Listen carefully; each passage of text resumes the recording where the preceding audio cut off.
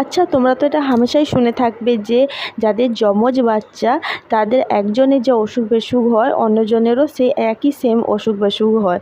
তো আমার ক্ষেত্রে তিন্নি তান্নি, তোমরা তো জানোই আমার দুই মেয়ে।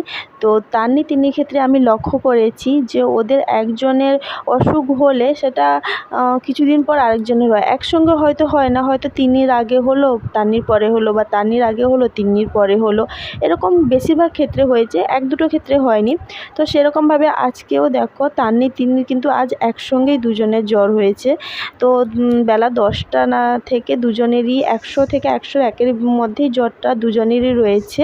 তো দুজনেরই আজ প্রথম হলো যে একসঙ্গে দুজনের হয়েছে জ্বর। তো এই জন্য দেখো তান্নি আর তিন্নি যে শুয়ে রয়েছে, ঘুমিয়ে গেছে। তারপর আমি থার্মোমিটার দিয়ে ওদের গায়ের তাপমাত্রাটা দেখছিলাম যে কতটা জ্বর উঠেছে।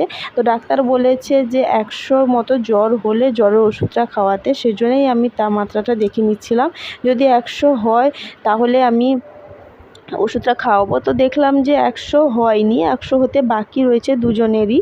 তো সেজন্যই আমি আর ওষুধটা খাওয়ালাম না। প্রথম ওষুধটা বের করেছিলাম, তারপর ওষুধটা রেখে দিলাম 100টা যেহেতু হয়নি। তো তারপর দেখো কত ওষুধ নিয়ে বসেছি, মাথার কাছে একদম ওষুধ নিয়ে বসে রয়েছি।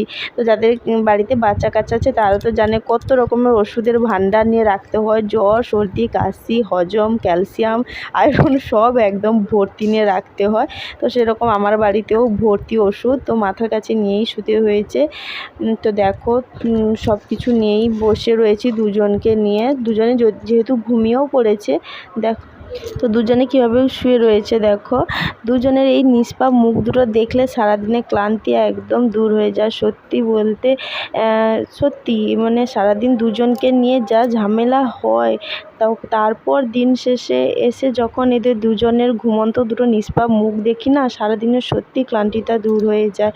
তখন এত ভালো লাগে। যাই হোক, দুজনকে পাহারা দিয়ে বসেছি আমি, রাত জাগতে হবে।